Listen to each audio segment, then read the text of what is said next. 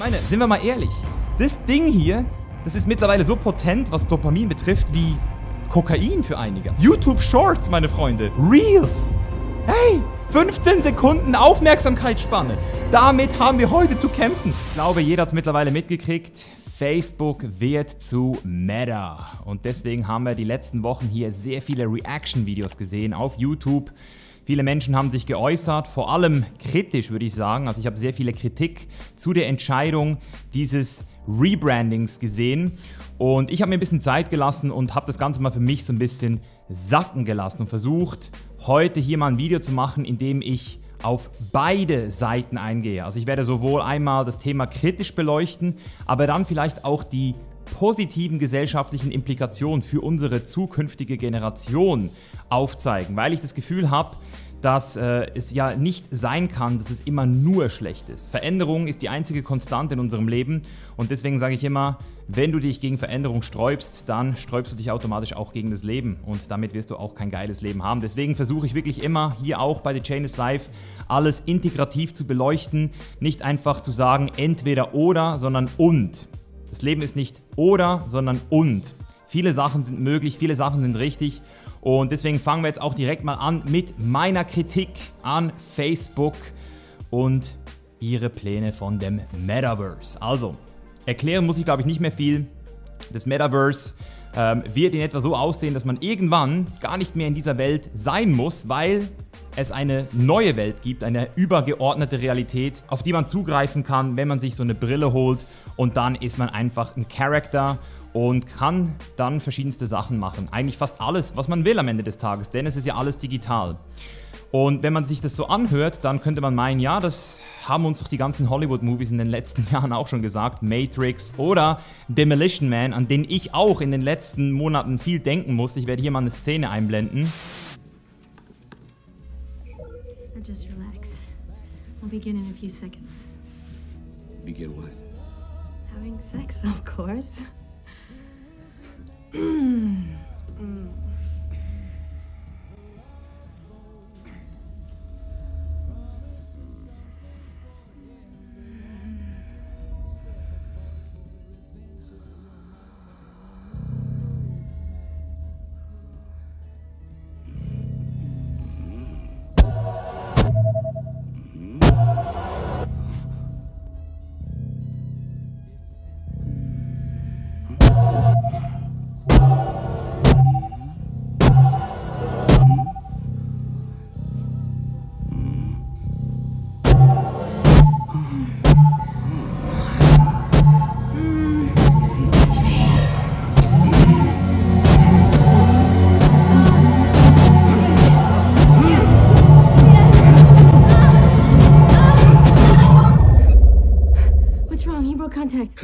Contact? I didn't touch you yet. But I thought you wanted to make love. Is that what you call this? First sex has been proven to produce higher orders of alpha waves during digitized transference of sexual energies. All right, Huxley, what do you say we just do it the old-fashioned way? Ew, disgusting. You mean fluid transfer? I mean, boning, the wild mambo, the hunka-chunka. That is no longer done. The exchange of bodily fluids, do you know what that leads to? Yeah, I do. Kids, smoking, a desire to raid the fridge. The rampant exchange of bodily fluids was one of the major reasons for the downfall of society. After AIDS, there was NRS. After NRS, there was UBT. And one of the first things that Dr. Cocteau was able to do was to outlaw and behaviorally engineer all fluid transfer out of societally acceptable behavior. Not even mouth transfer is condoned. Kissing's not allowed? Oh. Damn, I was a good kisser. Oh. Genau sowas hat mir damals, als ich den Film gesehen habe, extrem viel Schrecken eingejagt.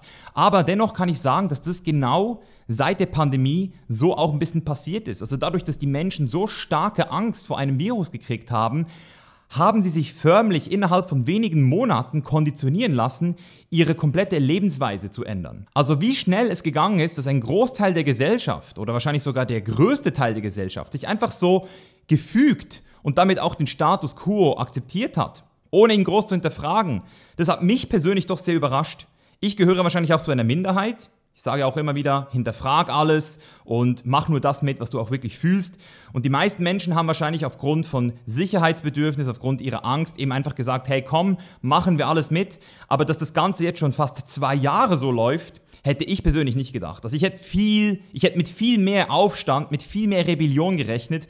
Und deswegen sehe ich aber auch, dass wir natürlich als Menschheit eine Sache wirklich gut können, und zwar, wir können uns alle anpassen. Wir sind super anpassungsfähig und das ist genau so ein bisschen dort, wo ich jetzt auch das Problem sehe mit dem Metaverse. Denn diese naturgegebene Anpassungsfähigkeit, die wir Menschen haben, könnte uns genau deswegen auch zum Verhängnis werden, wenn sie von einer größeren Instanz gesteuert wird. Also wenn Facebook sozusagen anfängt, diese Anpassungsfähigkeit für sich zu nutzen, wie sie es ja auch schon in der Vergangenheit gemacht haben, dann könnten wir sozusagen zu Zombies werden. Also irgendwann sind wir dann nicht mehr in der Lage, zurückzukommen.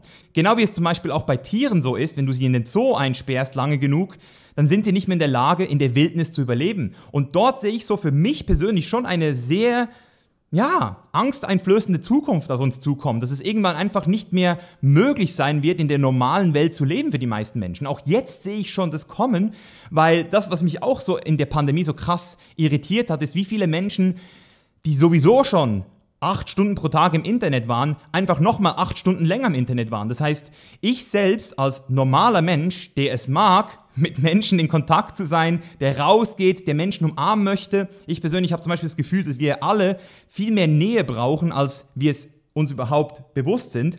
Und für mich war diese Pandemie- oder Lockdown-Situation in Buenos Aires schon nur 5 Wochen, das war für mich eine Katastrophe, weil ich eben das gar nicht gewöhnt bin, nicht mit Menschen zusammen zu sein, mich einzuschließen. Aber vor allem die Jugendlichen, also vor allem die, um die wir uns alle Sorgen gemacht haben, unsere Jugend, oh nein, die werden alle traumatisiert. Ich habe das Gefühl, die haben es fast am besten weggesteckt, viele. Also nicht alle, wie gesagt, das ist nur meine Beobachtung. Was ich hier sage, das ist nicht richtig oder falsch, das ist einfach nur das, was ich so ein bisschen mitkriege, dass viele Jugendliche einfach schon so krass in diesem Internet drin waren, dass es für sie gar kein großer Unterschied mehr jetzt war, ob sie jetzt noch mal ein paar Stunden länger drin sind. Also viele Menschen haben die letzten 18 Monate fast nur noch online verbracht und irgendwie stört es auch nicht mehr alle.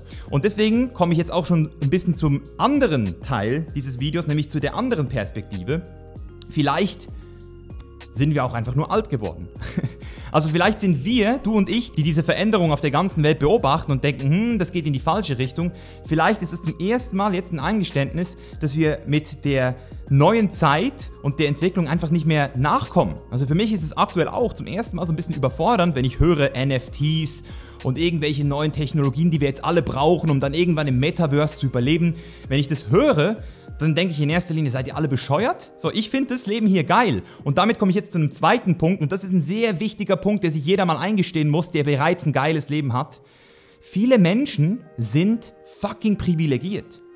Also jeder, der sagt, das Metaverse ist scheiße, ich brauche das nicht, der hat gerade ein geiles Leben. Oder auf jeden Fall ein Leben, das geil genug ist, um nicht ins Metaverse flüchten zu wollen. Aber jetzt geh mal in die Leute rein, die es sich nicht leisten können, ein geiles Leben zu haben.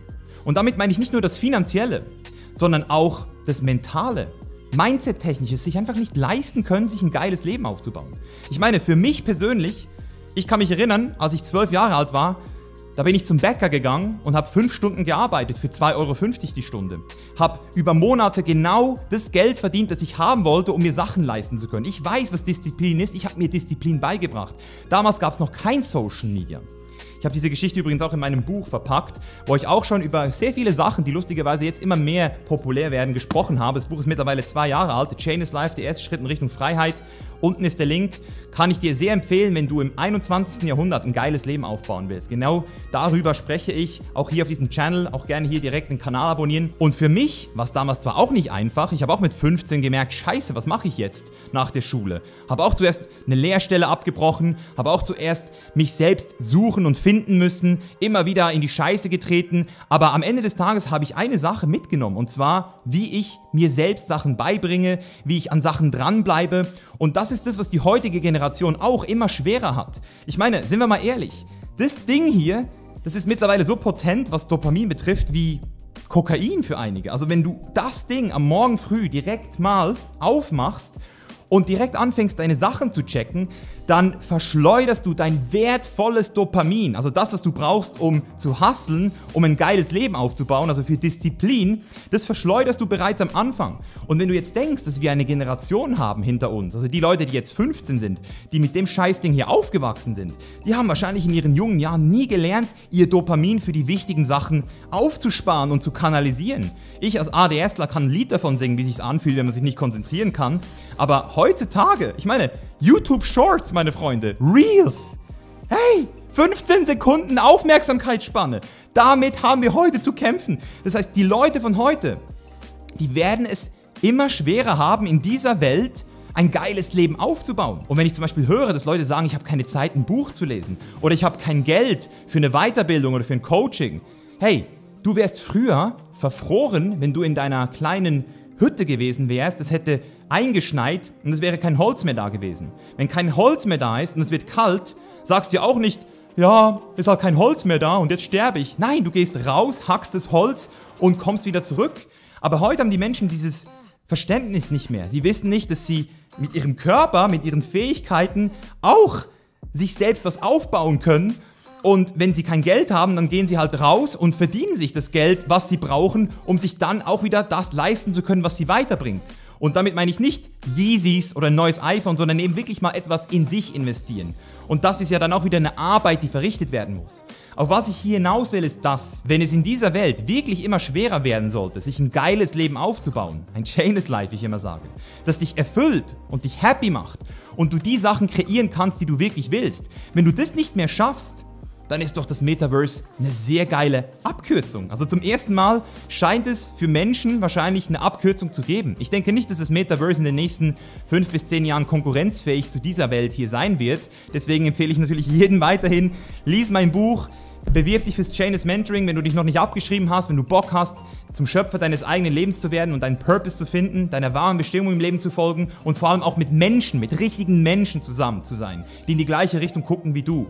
Dafür stehe ich mit The Chainless Life, mit unserem Bildungsunternehmen. Check's ab, denn ich finde, dass es nicht viel braucht. Ich persönlich habe das Gefühl, jeder sollte es schaffen, aber vielleicht sieht es Mark Zuckerberg anders. Vielleicht hat er erkannt, hey, schau mal Mischa, schau mal Leute, nicht jeder ist diszipliniert. Nicht jeder hat die finanziellen Ressourcen, sich weiterzubilden. Die meisten Menschen möchten einen Shortcut, eine Abkürzung. Und deswegen biete ich dir jetzt das Metaverse für 19 € im Monat und da kriegst du alles. Die Frauen, die du schon immer wolltest, du kannst surfen gehen, du kannst spielen, du kannst dich austoben, du kannst nach Kopangan fliegen, kannst aber trotzdem zu Hause sein, musst keine Risiken mehr eingeben. Hey, für einige klingt das wie der feuchte Traum. So. Und deswegen würde ich sagen, wir können leicht reden, also die jetzt sagen, Meta ist voll scheiße und ist voll nicht die richtige Richtung, wir können leicht reden, weil wir haben es noch anders erlebt.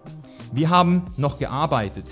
Also mir unterstellt man ja auch schon, dass ich auch schon nicht mehr gearbeitet habe. Also die ältere Generation sagt, das, was wir hier machen, Videos drehen auf YouTube, das ist ja auch schon keine Arbeit mehr. Aber du siehst, worauf ich hinaus will. Also versuch das Ganze nicht immer einseitig zu sehen. Beschäftige dich mit soziokulturellen Systemen, die sich immer weiterentwickeln. Spiral Dynamics sage ich immer wieder. Und genau, wenn du hier weiterhin dabei bist, dann weiß ich, dass du auf jeden Fall weißt, wie es weitergeht. Schreib auch gerne in die Kommentare, was du über das Metaverse denkst von Facebook und im Allgemeinen über die Entwicklung, die wir gerade durchmachen. Wo siehst du dich selbst in den nächsten Jahren? Würde mich sehr interessieren, eine geile Diskussion hier zu führen. Besten Dank und bis zum nächsten Mal. Dein Mischa. Peace.